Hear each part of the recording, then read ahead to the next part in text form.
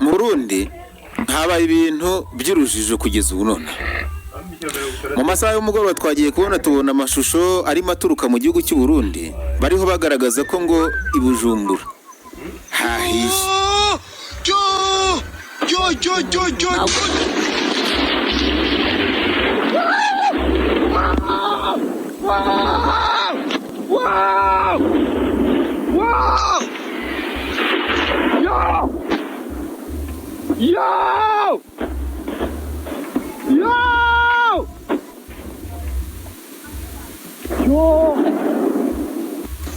ubwo abatwumva bumve ko ariyo majwi yavaga i Bujumbura ahitwa Musanga ku mugoroba.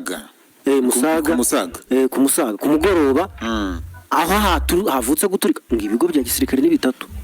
Hari Kambase nicyo cyaturitse. Haturitse Kambase kirara ku Musaga.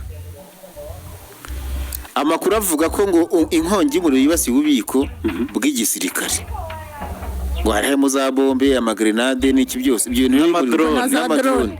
Ibyo bintu rero y'umuriro bigezemo ngo biturika bugori. Darashaye Imena Gitero. Imena Gitero ahise avuga ati umuriro tuwusanga uri wowe nande. Ariko Imena Gitero byihorere wa mugabo. Ariko niwe ubivuze kubera ko ntabwo ijwi rye ntaryo twumvise niwe ubivuze. Byanditse muri comment. Yabyanditse. Ahise yandika ati twebwe umuriro tuwusanga uri wowe nande gute. Indi version ya kabiri ikavuga ko ngo hari drones zarashe muri Kambase. Zivuye aho zavuye ntabwo haramenyekana ariko umva hari amakuru abiri. Perezida w'u Burundi Son Excellence Evariste Ndayishimiye yavuze ko ngo ari uguturika kwabaye guturutse ku nkongi y'umuriro, ariko andi makuru aca impande akavuga ko ari drone yarashe muri Kambase irasa ku bubiko kubera ko ngo hari amadrone yarabitse muri Kambase. Bivuze ko cyaba ari igitero cyagambiriwe.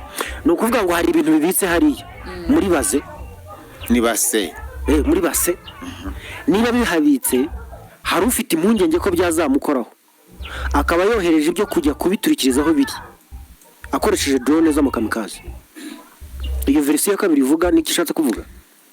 Siko nkubwiye ibyo version ivuga urambaza niba ibyo ishatse kuvuga kandi nakubwiye icyo iryo tuturuje nshaka kunjyanamo ni arimo arashaka kuvuga utavuze. None se icyambere sinageze i Burundi uri murambura ngo nicyo nshaka kuvuga nkubwiye ngo amakuru yandi aravuga ko ugumana ko ugakoresha mu buryo nkavuzemo. Ahubwo ushaka gusanga atakumvise Derek. Uburundi bwo bwahise buza burasobanura. Hano hari ikinyamakuru cyitwa SOS Media Burundi kifite kanzemereze uriya muhungu yitwa Didier kugira ngo na Derek abashe gusoma cyandika mu Gifaransa. None se bya SOS Media Burundi ko batanga version n'undi yo gukeka no kuvuga ibyo Burundi bwavuze. Ariko hangaha turi kuvuga ubundi se wagira ngo ari byo ushobora kuvuga kitavuzwe handi kandi baratuza hano arimo kubivugaho. Baratuza hari ibyo avuga. Kuri uno mugoroba habaye isanganya ry'umuyaga nkuba mu ikambi ya gisirikare iri ku Musaga aho ahari ububiko bw'ibigwanisho kubera umuyaga nkuba watumye hasha imangazini yari muri ibyo bigwanisho haca aba ukumvikana ko kwisasu byaturaguritse. Nibyo byonyine ntihagire abandi bagira ngo n'ikindi cyabaye. No guhumuriza rero abantu yuko ababijejwe bariko barakora ibishoboka kugira ngo ntihagire amasanganya menshi aba. Umuyaga nkuba bamaze kuwukuramwo ikintu cya mbere. Icya kabiri nuko abegereye aho hantu ku Musaga bari hafi batoje urugirika ngo baje kure birukange boguma aho bari kiretse abegereye aho hantu. Abegereye ndibaza bamaze kubikora bigiye inyuma gato mugabo abari za Gasekebuye za Kanyosha hehe Kinindo ntihagira aho baca bagume hamwe ntihagire ikintu gihava ngo bahure n'amasanganya y'ibyo biko biraturagurika. Rero inzego zibijejwe ziko zirakora ibishoboka kugira ngo ibyo bize guhagarara. Abantu borema si bitero vyabaye nkuko bamwe bari batangiye kubivuga ndamana gato. twagomba rero guhumuriza bene igihugu yuko ababijejwe bariko barakora ibishoboka kugira ngo barabe yuko nabo bakomeretse bajana kwa muganga. General Gaspard Baratuza arimo agaruka kuri icyo ku cyitwa igite kuri uko guturika. we ko byita igitero iyo sanganya umuriro guturika ni impanuka umuyaga nkuba si umundi niki ni umuriro w'amashanyarazi yitwa umuyaga nkuba nangiza ngo ni inkuba yakubise oya ni amashanyarazi ubwo amashanyarazi yateje inkongi yego niko inkongi yari mbega iyo sirikwi yabereye mu bubiko bw'intwaro yego ni inzu isanzwe yihiye n'ibyari birimo birashya noneho habaho ko ibyendaga gushya harimo n'ibiturika bigaturika rero kuko iyo bihuye n'umuriro n'ubundi biraturika n'ibisanzwe amakuru akavuga nimumbwira ko iyo ntuza iyo accident yabaye mu bigo birenze kimwe ntabwo coincidence yo iti ibigo nyamarango ni bitatu aha mu bitangazamakuru uravuga muri kambasi gusa ngo ni bezrega ngo nubwo bayita basebwa ni hari ibindi zina kuvuga uyu ku Musaga aba ari ryo dukoresha naho base ubanza ari base hari simbizi nibiba byabaye mu kigo kirenze kimwe kuko icyo kigo kiba kiri isolated ariko hari abantu batubwiraga mu nimugoroba ngo mu bice bitandukanye ngo bya Bujumbura ngo hari amabomba ari guturika. Alphonse nuko azanye version namubaza nkabona arasimbukana ntabwo ari kugusimbuka ataragurika naho iriya version yazanye abantu bari Bujumbura twavuganye bavugaga ko bo bakurikije uko babibonye hari ibintu bishobora kuba byaturutse hafi hakurya ya Uvira biraza bitera guturika hariya ariko ibyo bintu byaje ngo ntibyakaga